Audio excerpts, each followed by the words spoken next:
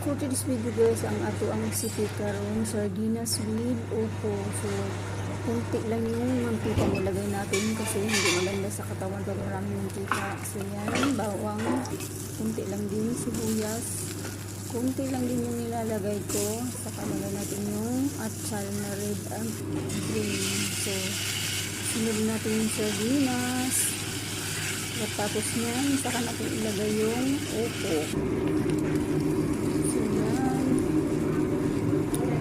Natin pintahan ng kunting toyo. So, yan. Saka natin isunod yung bunga ng malunggay.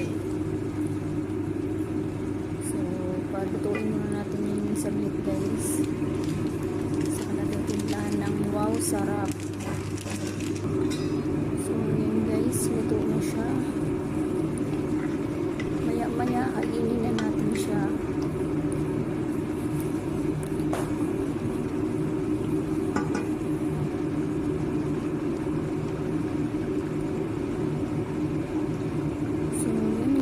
Tapos na. Thank you for watching.